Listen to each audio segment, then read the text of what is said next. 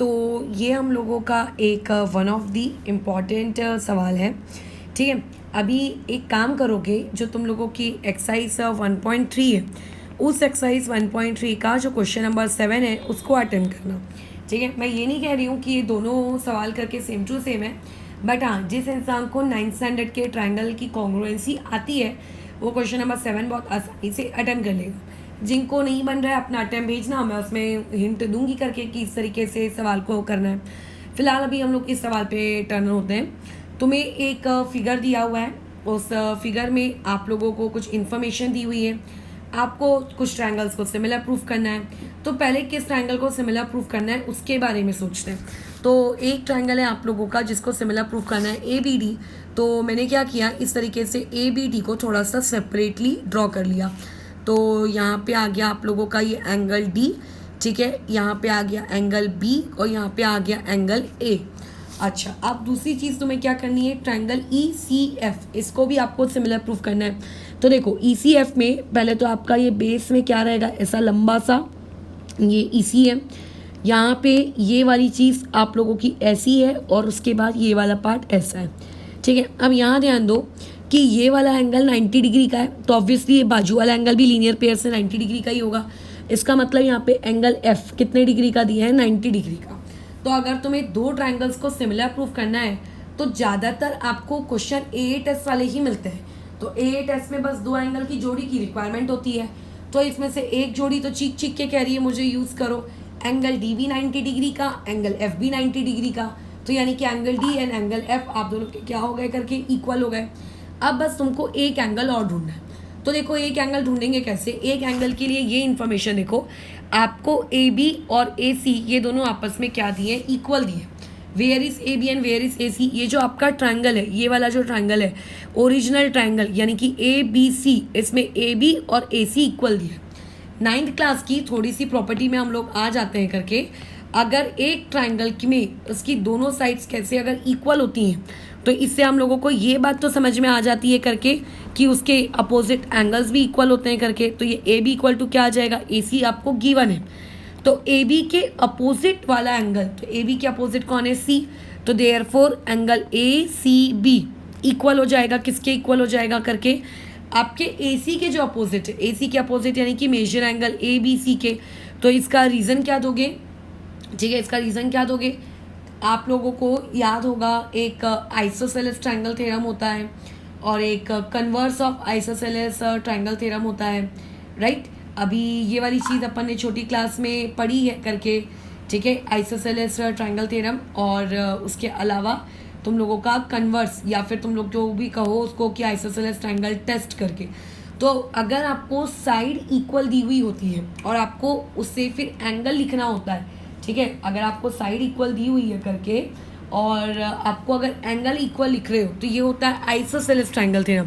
तो इस चीज़ का यहाँ पे रीज़न क्या आ जाएगा करके कि ये वाली चीज़ क्या है, आपका आइसोसेलेस ट्रायंगल थ्योरम करके। अच्छा, क्या ये इन्फॉर्मेशन मेरे किसी काम की है क्या, तो देखो हाँ, ये इन्फॉर्मेशन हमारे काम की है। वो इस तरीके से कि एंगल ACB, ठीक है, किसके इक्वल है, एंगल आपके ABC के। तो अभी देखो एंगल किसे कहते हैं, एंगल क्या इसको कहते हैं कि एंगल इसको कहते हैं। एंगल एक्चुअल में अगर किसी चीज़ को कहा जाता है तो वो होता है ये बीच में लिखा हुआ वर्ड, ठीक है। आजू बाजू में क्या लिखा है, A लिखा है, C लिखा है, P लिखा है, Q लिखा है, उससे कोई फ़र्क नहीं पड़ता। तो देखो ये जैसे ये एंगल A है, यहाँ से शुरू हुई इसकी जर्नी, आप इसको लेके गई B तक और B के लेने के बाद इसको कहाँ लेके जा रहे हो, C तक। तो वो बोल रहा है कि मेरा एंगल तो B है, मुझे C तक जाने की नीड ही क्या है, C के बदले में D पॉइंट पे भी तो मेरे नाम को आप रोक सकते हो। तो यानी कि यहाँ पे जो ये वर्ड है ABC, इस वर्ड को क्या मैं ये नहीं लिख सकती यहाँ पे ABC के जगह ABD करके, राइट, क्योंकि C पॉइंट पे तक तो मैं जा ही नहीं रही हूँ ना, मैं आप उसको D पॉइंट पे रोक देती हूँ, इससे एंगल में कोई चेंज नहीं आएगा। ऐसा मैंने इसीलिए किया क्योंकि BDC ये दोनों आपस में क्या थे, कोलिनियर थे, है ना। तो एंगल B ये मेरा क्या आ चुका है, एंगल ABC को मैंने ABD कर दिया। वैसे ही अब जैसे देखो ACB, इसमें एंगल कौन है, इसमें एंगल तो आपका C है ना, एंगल ACB में एंगल कौन है, C है। तो अभी इसके नाम की जर्नी देखो कहाँ से शुरू हो रही है, A से शुरू हो रही है और C तक जा रही है और उसके बाद B तक जा रही है। तो तुम इसको B के आगे ले जाओ ना, E तक, क्यों ई तक लेके जा रहे हैं, क्योंकि मुझे जिस ट्रायंगल को प्रूव करना है उसमें मुझे ई वर्ड चाहिए, और ये ए से शुरू हो रही है, तो ए से शुरू करने से बेटर है उसको एफ से शुरू करो। इससे क्या कोई एंगल में चेंज आएगा क्या? एंगल तो वही का वही रहेगा। तो इसीलिए एंगल ए सी बी को क्या हम ये नहीं लिख सकते, ए की जगह में मैंने वहाँ पे लिख दिया करके आप लोगों का एफ, और सी वैसे का वैसे ही, बी की जगह लिख दिया ई, ये चेंज किया। तो ये चेंज मैंने क्यों किया? क्योंकि आप लोगों का पॉइंट ई क्या कहते हैं उसको, ई बी डी और ये सी, ये चारों के चारों आपस में क्या थे, कोलिनियर थे, ठीक है। और उसके बाद ए की जगह एफ क्यों किया? क्योंकि ये ए एफ सी ये लोग भी आपस में क्या थे, कोलिनियर थे।